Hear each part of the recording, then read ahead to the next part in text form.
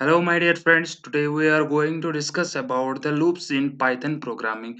In the last tutorial, we have discussed about the conditional statements like if statement and elif or else if statement.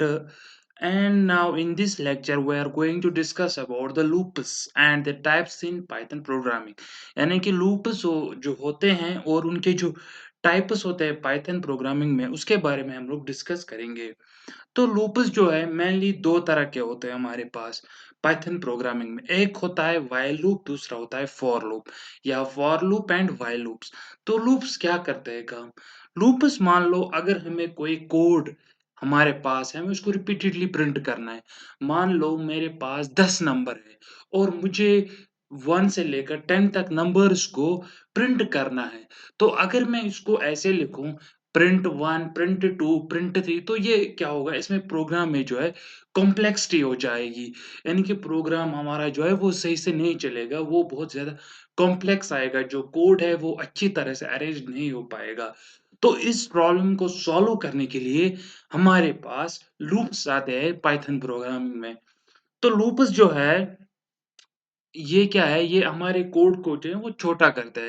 यानी कि अगर हमें मान लो मैं अगर आपको यहाँ पर एक प्रोग्राम लिखकर बता दूँ। मान लो मेरे पास एक प्रोग्राम है प्रिंट मैंने लिखा 1 सिमिलरली मैं और 10 प्रोग्राम लिखता हूँ। मान लो मैंने इसका नाम रखा 5 1 2 3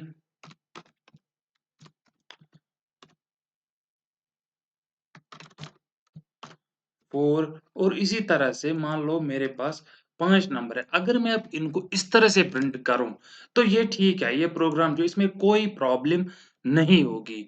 जैसे कि हमने यहाँ पर इसको प्रिंट किया और हमें आउटपुट मिल जाएगा इस प्रोग्राम का। 1 सेकंड क्या हो गया? ये देखो हमारे पास नंबर्स आ गए 1 से लेकर 5 तक या अगर मैं इसको यहाँ पर एक और प्रिंट लिख दूँ और मुझे मान लो 0 से लेकर 5 तक इनको प्रिंट करना है। जो प्रोग्रामिंग में जो नंबरिंग है, वो 0 से स्टार्ट होती है। हम 1 से नहीं गिनते ज़्यादातर मैक्सिमम टाइम्स। तो हमें 1 से 0, 1, 2, 3, 4, 5 लेकिन अगर वहीं मैं इन 5 लाइन्स का यूज़ ना करके मैं यहाँ पर सिंपली एक ही लाइन में या 2 मैं आपको प्रिंट करके दूँ, तो आपको कैसे लगेगा? तो वो ऐसा होगा कि हम लिखेंगे फॉर अगर लिखेंगे आई इन रेंज ऑफ हमारे पास जो ये एआई होता है वो इस हमने इंस्टॉल किया हुआ है इसलिए हम ऑटोमेटिकली कोड जनरेट कर पा रहे हैं। मान लो कि for I in range of कौन सी रेंज में? So, मैंने रेंज ऑफ 6 में लिखा इसको यानी कि मुझे आई को प्रिंट करके दो कौन सी रेंज में 0 से लेकर 6 के बीच में जितने भी नंबर्स हैं ये 6 जो है ये 0 से काउंट होगा लेकिन 0, 1, 2, 3, 4 यानी कि 5 तक जो मेरे पास नंबर्स है वो प्रिंट होकर आएँगे। जैसे कि इससे पहले हमने प्रिंट किया था और मैं लिखूँगा प्रिंट आई। अब मैं इसको रन करूँ, तो हमें क्या मिला यहाँ पर? आउटपुट मिलेगा 1 से लेकर 5 तक जो नंबर्स होंगे यहाँ पर ये देखो आप, ये नंबर्स हमें मिल गए। तो इससे क्या होता है कि सिंपली हम लोग बोल सकते हैं कि जो लूप्स हैं वो हमारी जो कोड्स की कॉम्प्लेक्सिटी है, उसको कम करने में सहायक होते हैं। अब क्या होता है पाइथन में हमारे पास 2 तरह के लूप हैं। एक लूप को हम लोग बोलते हैं फॉर लूप और एक को बोलते हैं व्हाइल लूप। जो ये दोनों के दोनों लूप से एक ही काम करते हैं, लेकिन इनमें थोड़ी-सी डिफरेंस है। वो डिफरेंस क्या है कि जो ये व्हाइल लूप है, व्हाइल लूप में हमें इसको पहले नंबर को मान लो मुझे कोई नंबर्स प्रिंट करने हैं 0 से 5 तक मान लो, तो मुझे इसको पहले इनिशियलाइज़ करना पड़ेगा और फिर कंडीशन देनी होगी।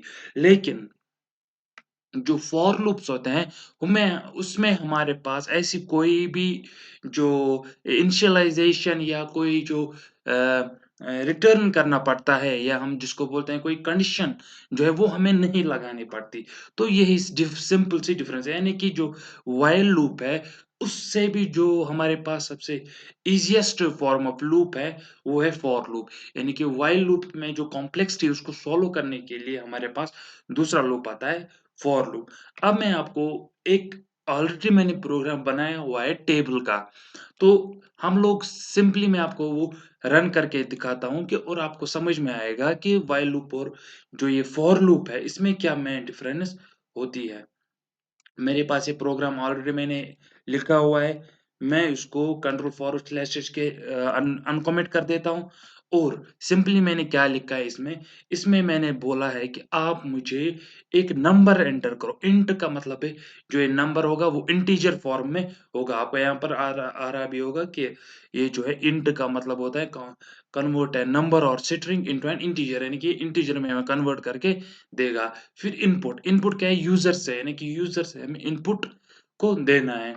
फिर एंटर एन नंबर, फिर हम कोई नंबर देंगे इसमें। उसके बाद क्या है, हमने इनिशियलाइज़ किया। आई को हम लोग 0 से भी प्रिंट कर सकते हैं या 1 से भी। मान लो मुझे 1 से लेकर जो 1, 2, 3, 4, 5, 6 मान लो मुझे जो है 10 तक इसको प्रिंट करना है। तो मैंने इसको लिखा लेस देन इक्वल 10 और 11। ठीक है? तो फिर क्या किया हमने, प्रिंट किया। ये मैंने कुछ स्ट्रिंग्स डाली है नम, नम का मतलब है जो नंबर यहाँ से यूज़र सपोज़ उसने 2 एंटर किया, 2 मल्टीप्लाई इंटू आई, आई मतलब जो ये 1 है, ये जो है ये लूप में चलेगा 1, 2, 3, 4, 5, 6 ऐसे करके 10 तक। फिर is equal to num into I, num into यानी कि जो नंबर हम लोग देंगे मतलब 2 हमने दिया, तो 2 इंटू 1 इज़ 2, ऐसे ही हमारे पास इसको प्रिंट करके देगा। मैंने इसको यहाँ पर रन किया। अब मैं ये बोल रहा है मुझे आप एक नंबर एंटर करो। मान लो मैंने 2 को एंटर किया, तो क्या हो जाएगा, मुझे 2 से लेकर जो 11 है, क्योंकि मैंने यहाँ पर इनकी क्या दिया हुआ है ना, while I is greater than और इक्वल लेस देन और इक्वल टू 11। अगर मैं यहाँ पर 10 करूँ, तो ये 10 तक प्रिंट करके देगा। यहाँ पर ऐसे, मैं अगर यहाँ पर लिखूँ अब सपोज़ 2 ही मैं लिख देता हूँ, तो 2 1 ज़ा 2, 2 से लेकर 10 तक जो हमारे पास नंबर्स हैं, वो प्रिंट होकर आएँगे। अगर अब मैं उसको ट्रेडिशनल मेथड से करता है कि मैं प्रिंट करके लिखता, तो मुझे लिखना पड़ता प्रिंट 2 इंटू 1, 2 इंटू 2, 2 इंटू 3, वो बहुत ज़्यादा कॉम्प्लेक्स होता, वो बहुत बड़ा कोड हो जाता। लेकिन इसमें क्या है, व्हाइल में एक चीज़ हमें देनी पड़ती है, वो है एक तो इसमें इनिशियलाइज़ेशन देनी पड़ती है और दूसरी चीज़ जो मेन इम्पोर्टेंट है, वो है कि हमें इसको रिटर्न भी करना पड़ता है। यानी कि अगर हम लोग ये इसको i equal to I plus equal to 1, यानी कि अगर मैं इसको यहाँ पर ये ऐसे कर दूँ, कमेंट आउट कर दूँ, ये मैं ना लिखूँ और फिर रन करूँ, तो ये जो प्रोग्राम है वो कंटिन्यूअसली रन होता जाएगा। मैंने मान लो कोई सा भी नंबर मतलब 2 मैंने एंटर किया, तो ये मेरा कॉम्प्लेक्स जो है प्रोग्राम हो जाएगा। ये रन होकर आएगा कंटिन्यूअसली और ये मुझे कोई आउटपुट भी नहीं देगा। इसलिए इसमें क्या है, हमें इसको रिटर्न भी करना पड़ता है, या जिसको हम लोग सिंपल आसान भाषा में बोलते हैं कि जो ये लूप होता है व्हाइल का, इसमें कोई कंडीशन देनी होती है, कंडीशन को हमें ट्रू करना पड़ता है। ये जो है ये कंडीशन है, I is equal to I plus 1, ठीक है? यानी कि आई जो है उसका वैल्यू आप 1 दे दो, यानी कि इसको आप ट्रू कर दो। जैसे ही यहाँ ये लूप यहाँ तक आ जाएगा, तो ये क्या हो जाएगा, ये हमारा प्रोग्राम जो है वो एग्ज़िट कर देगा। तो सिंपली इसमें जो ये मेमोरी है वो कम खाता है, इसलिए हम लोग इसको जो है रिटर्न भी करना पड़ता है या कंडीशन देनी पड़ती है इसमें। दूसरा जो लूप है वो है फॉर लूप। जो फॉर लूप है ये इससे भी आसान है। It is the simplest of as compare to the while loop, यानी कि ना तो हमें इसमें इनिशियलाइज़ेशन देनी पड़ती है, ना कोई इसमें कुछ रिटर्न करना पड़ता है हमें। तो ये सबसे आसान वाला जो लूप है वो है ये।